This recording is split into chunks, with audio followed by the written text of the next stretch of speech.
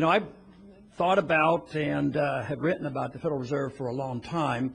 I became fascinated with the monetary issue in the 1960s, having come across the Austrian economists, and especially Hayek and Mises. And I was very impressed with August 15th, 1971, because the predictions made in the 60s came about. Matter of fact, Henry Hazlitt made that prediction in 1944 when they set up Bretton Woods. He said it wouldn't work and it would fall apart, and it did. So that was a strong confirmation. But even after all these years of studying and reading and trying to figure out the system, I have come to a very fair and balanced approach to the Federal Reserve. I think there's no doubt that the Federal Reserve is immoral, it's unconstitutional, and it's a disaster, and that we don't need it. So with that approach, I have worked hard in the Congress, as well, being on the Financial Services, or the Banking Committee at one time it was called. And from the very first day of being in Congress, I have always been on that committee, and now have the position of being the subcommittee chairman for domestic monetary policy.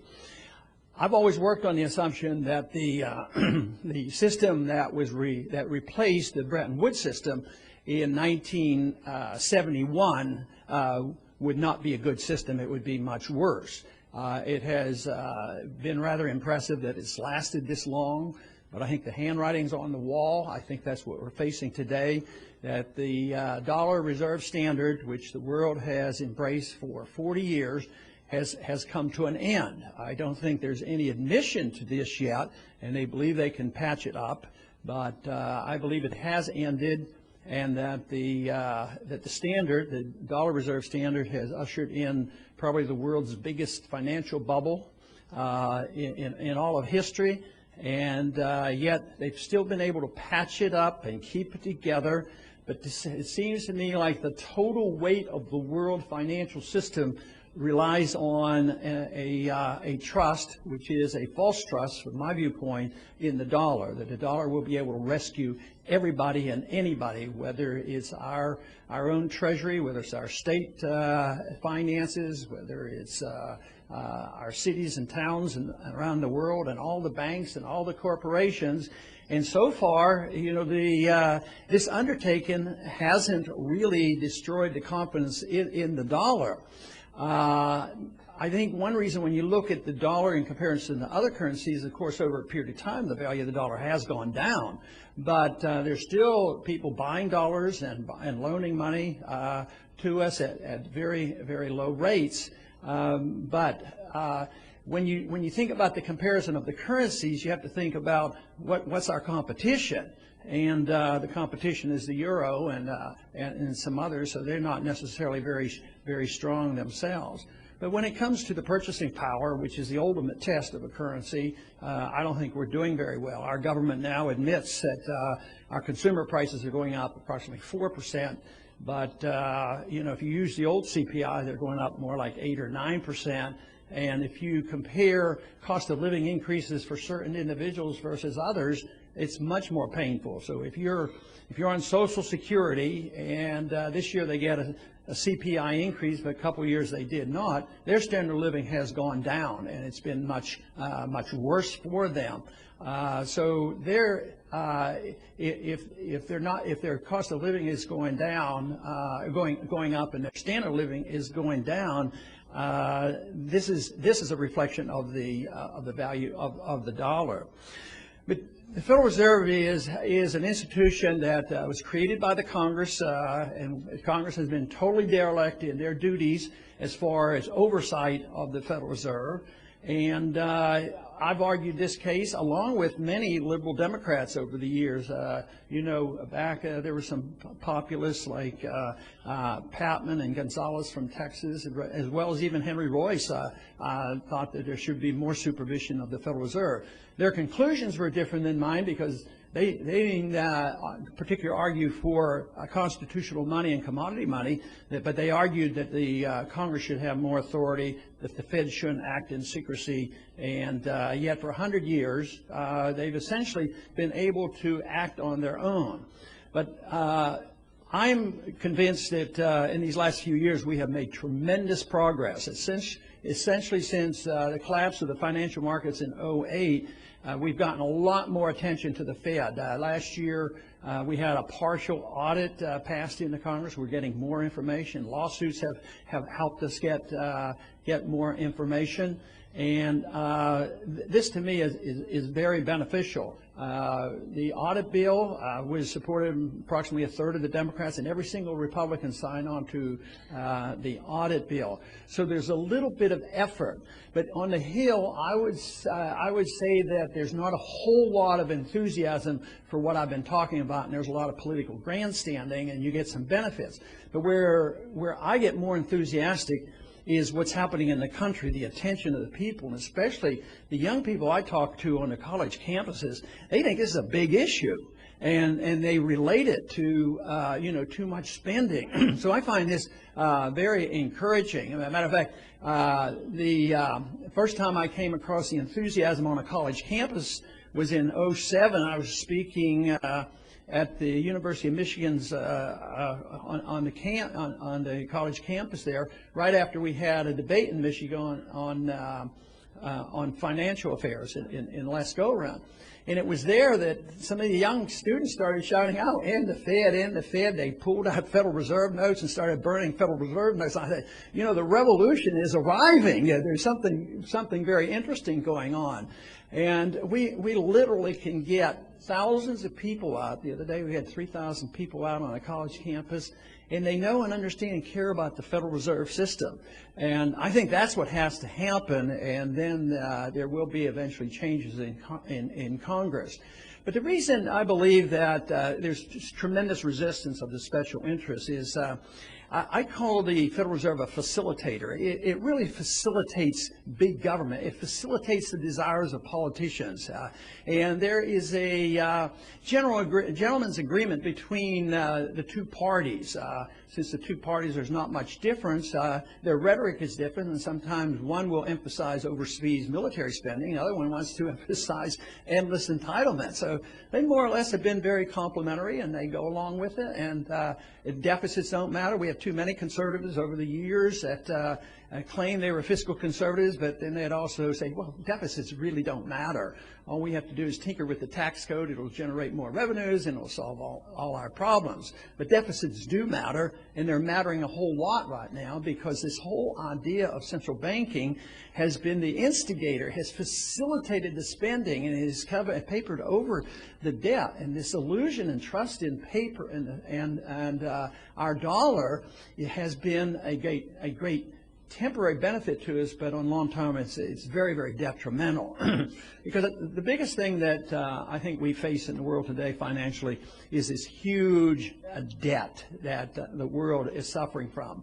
And I believe debt is the big problem. And it's not a lack of revenues from the government. So if we ever got serious about this, we have to cut spending. And that's where the resistance is. I don't think there's any serious talk on the Hill. I don't think a super committee is anywhere close. I don't think any of the alternatives over there are anywhere thinking about the seriousness of this, because they talk about cutting $1 trillion, over 10 years. The only thing that counts is next year, the next year's budget. What are you going to do? So I have a modest suggestion. And my position is that if we were serious about this and we were concerned and thought we had to do something about it, the Congress should cut $1 trillion in the first year. I think that would be a pretty good starter. And get back to living within our means. But we also have to address the subject of the inflation. Today, the big talk about on the campaign trail and around the country and on the Hill is the unemployment problem. People want jobs, and they say 9% unemployment, 9% unemployment. And the people feel a lot in the country feel a lot worse than 9% unemployment. That's serious. But once again, they fudge the figures. There's no reason to fully trust everything our government tells us, especially when things are going badly, whether it's on foreign policy or monetary policy, because they use the fear tactic to frighten people into, boy, yeah, the whole world's going to collapse unless we bail out the big banks and the big corporations. Yes, you know, if we don't invade Iraq, there's going to be a Holocaust, and they're going to attack us and drop bombs on us. And that is endless, the endless fear-mongering to scare the people and the Congress into spending money. Now, if you didn't have a Federal Reserve, it would come to a halt. It wouldn't happen. If you weren't able to monetize debt, you weren't always to have this backstop in saying, well, if you haven't taxed enough and you can't borrow anymore, what would happen if you couldn't monetize debt? Interest rates would go up. And the Congress would say, hey, we have to watch it. We're taking too much out of the economy. So this has been such a grand deception. In the short run, you know, we tend to do better, especially as a reserve currency. We've been able to buy goods from overseas dirt cheap and have policies, whether the trade policies, regulatory policies, and tax policies. We can chase all our productive businesses overseas. So we end up with an economy that isn't producing. We end up with a nation deeply in debt, and there's no willingness to admit the truth and decide to change things, and Congress is not in any position really to rein in the Fed. Now, some people claim, well, we need to change the mandate of the Fed. Well, since I don't like the Fed, I'm not interested in worrying about what the mandate should be, because they're not going to do it anyway. I mean, their mandate is that they're supposed to have full employment. They're failing there. They're supposed to have stable prices. They're failing there. So why do we have any trust whatsoever in what they do? And besides, deep down in their hearts, their goal is to accomplish liquidation of debt, because the debt is too big. They know that, we know that, but they don't want to default and just not be able to pay the interest rates. They're not going to do that. Governments of our size and with debt of this size, the default always comes. The market is demanding a default. The market wants deflation. The market insists on that. Politicians and the Federal Reserve say, no, we have to inflate.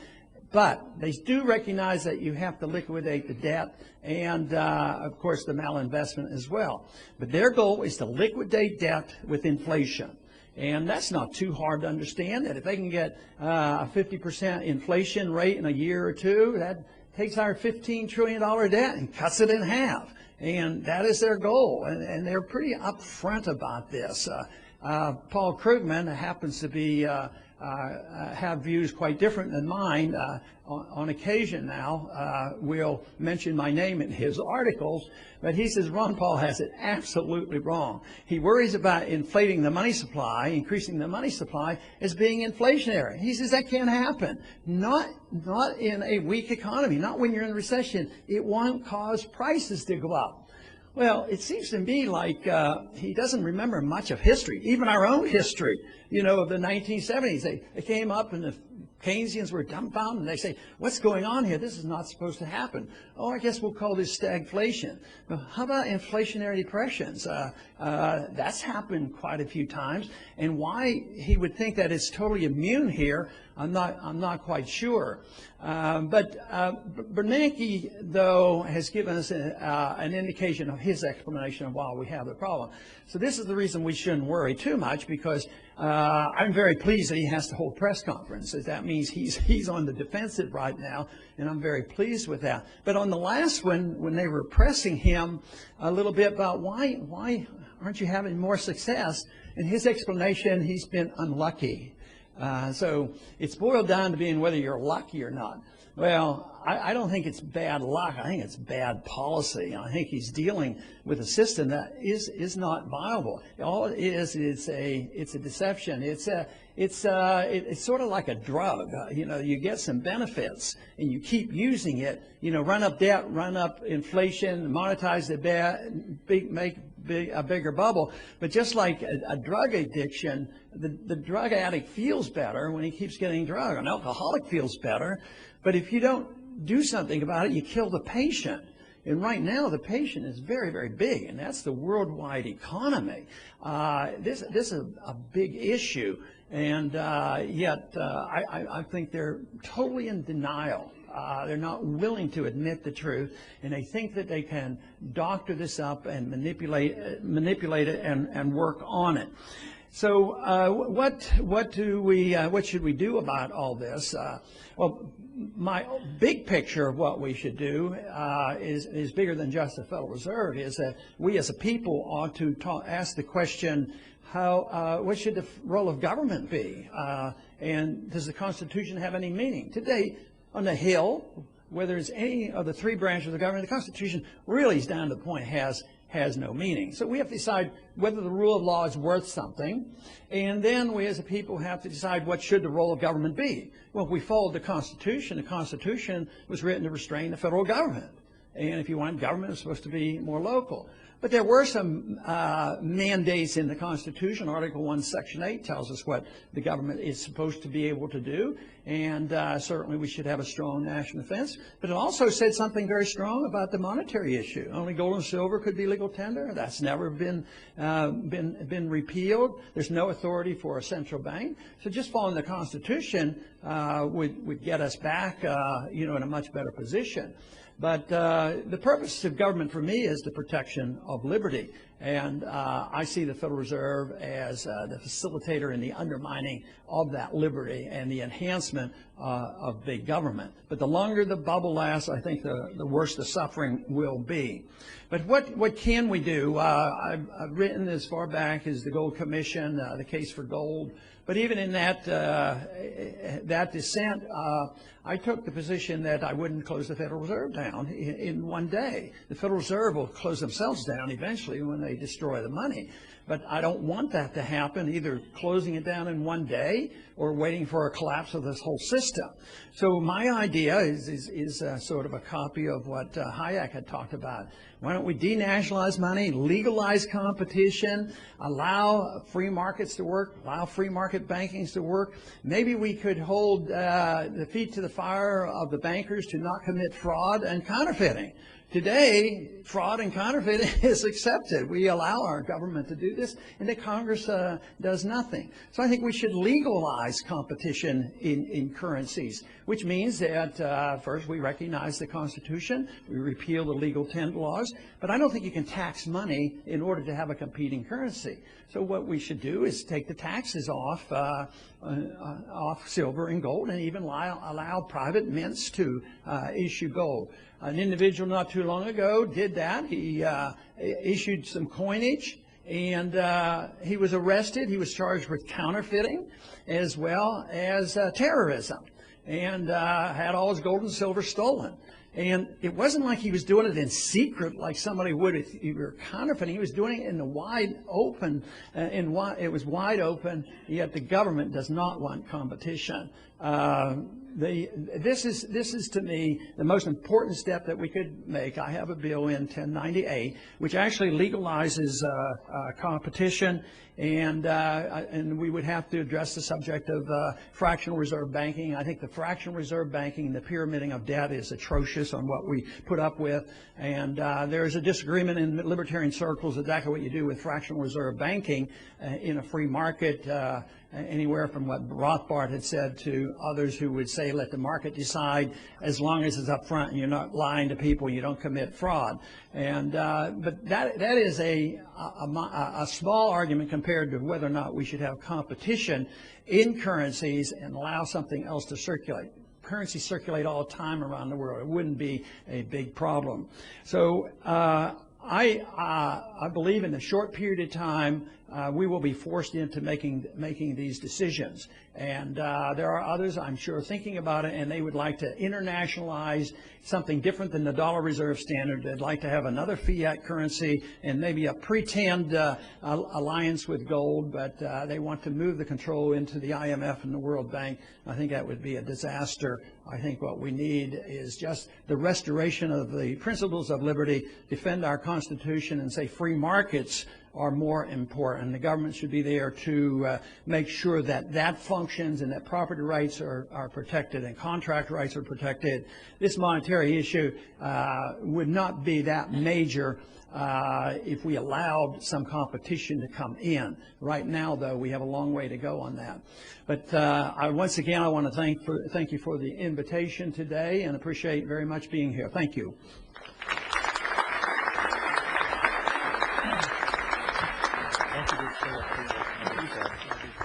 I'm gonna let Congressman Paul actually handle the questions. That's what the president does during the press conferences. So I think Ron Paul can do that. In order to have a period of time of transition of cutting back and getting the budget in order, I'm advising that just default on, that's in quotes, just don't pay the Fed, the $1.7 trillion and wipe it off the books, and that gives you a little window of opportunity where you can still live within the law of the debt increase. I think that would be a transition that would work. The Fed, I think, would object. The federal government would have something to say about the standards, that is, that have to deal with the legal tender laws, and they would have to deal with the tax laws. But if you were moving toward free market banking, I would say that the states would deal with that rather than the federal government. I wouldn't have another federal bureaucracy, because the main thing would be to protect against fraud and whether they're lying to their customers or not. Everybody seems to depend, too many business people depend on nationalization of regulation because they think it's more convenient. But, when Enron went bankrupt, it was state fraud laws that took care of that. So the SEC, didn't protect us. And what did they do? They passed Sarbanes-Oxley. Sarbanes-Oxley didn't protect us against, 08. And what did we do in 08? We had Dodd-Frank. So we just go on and on using federal regulations to compensate for these mistakes. But I think if you're legalizing freedom and you're looking for people to not commit fraud and protect contracts, I would rather do that at the state level. I understand even in Greece today, they're starting to use alternate currency, so they're driven to it. So I think that would be fine. Of course, the ideal world would be for all governments to endorse the fact and provide it internationally, because you wouldn't have competing devaluations of currencies that lead to trade wars. That's where our problem is today. I mean, just think of the squabbles that we're having now with China. China is making their currency too weak. Well, what about us? Don't you think we manipulate our currency? So, it'd be better to have it, more or less agreed upon by all the countries. But I think a major first step to prove that it would work, I would still argue the case for legalizing it domestically and see what happens. They're talking about this in Mexico right now, that they can have a parallel silver standard. So I think the market would determine that. If nobody wanted to use it, then we wouldn't have to bother with it. But, what they say on the surface on foreign policy in these wars, when they pretend that they don't want so many, like George Bush in 2000 said that he wanted a humble foreign policy and no nation building and no policing of the world. Well, that's exactly what they want, and that's what they do. So they would change it. I think McCain would win that vote, and that's why it's going to fall apart, and that's why they're not going to cut spending. They're going to keep doing this, and they're going to keep printing money. And the litmus test will be, how long will they take our money? And I think the world is engulfed with a bond bubble and a dollar bubble so huge that once they start moving out of the dollar into real assets, like they move out of currencies in Greece and Italy, their bonds, I think it's going to be catastrophic in size. But no, I have no, and even if those cuts went into effect, I consider them puny. They're not all this year. They're over a 10-year period. So they're in total denial. They're not being honest with themselves, and they're not being honest with the American people. But I think the American people know there's a big trouble. Some of the people out there demonstrating now are scared to death because they're on the receiving end of the welfare, and they're worried about it. And the other half are sick and tired of paying for it, and the politicians are still, fiddling, while the country burns. So I would think that they'll continue to do it, and I think the sentiment is so strong. All you have to do is look at some of these debates, where they think their political pluses are on, and that is to be the most militant possible. So I'm afraid McCain would win the vote. And the Austrian explanation of what happens to a society when you debase the currency is you wipe out the middle class. When you have sound money and markets and a maximum of freedom, that's where the middle class comes from. But so the evidence is there that it's a lot further along than anybody wants to admit, because the middle class is getting wiped out. So here we have a system designed, you know, and I don't challenge their intent, because I think there's a lot of good intentions on the left who thought, well, you know, wouldn't it be nice for everybody to have a house? And if they don't qualify, we'll make them qualify. We'll make banks give loans. And we have the Fed to accommodate, so we'll have perpetual housing for everybody. So they do that, and then there's a little bit of activity in the mortgage markets and the banks and the credit default swaps, and it sort of gets out of control, and the bankruptcy comes. But then the fear comes about, and well, you know, it'll be terrible. They're all going to fail, and the end of the world will come. So therefore, we have to prevent the depression. So we bail out all the big guys, and what happens? They benefit by it. And they've been benefiting all along, and who got stuck? The middle class. They lost their jobs and they lost their houses. But I think it's characteristic of the destruction of a currency. It's characteristic of who controls things at the Federal Reserve and who controls things, you know, in Congress. It's bailing out the rich. But basically, whether it's quantitative easing or just the creation of credit, the people who get the money first get the best deal. The banks and the big corporations and the military-industrial complex and the politicians. And then as it circulates, what do the people get? They get the higher prices, and that's a tax, and they suffer the most. And people, that part of it is less understood by the people. They know there's something wrong, but it's crucial, because, you know, those who are complaining on Wall Street right now have some justified complaints. You know, why did the big guys get bailed out? Why did they get all these benefits? At the same time, they lump it together and say anybody who's ever been productive and made some money have to be put in the same category. So believe me, if we don't sort that out, this is going to be very, very difficult to resolve. And I think only people that believe in the libertarian approach to government and sound money can sort this out, to try to pin it down and say it's government that's doing it. It's not the marketplace. And I think it's absolutely right. These quantitative easings are helpful to special groups and are very unhelpful, even though on the surface it was designed to help the average person. I do not think it helps at all. They're the ones who suffer. I think either way, the goal is to give us a window of opportunity if we're serious about cutting back, you know, and getting our budget under control, because it's pretty hard to do it in 1 year.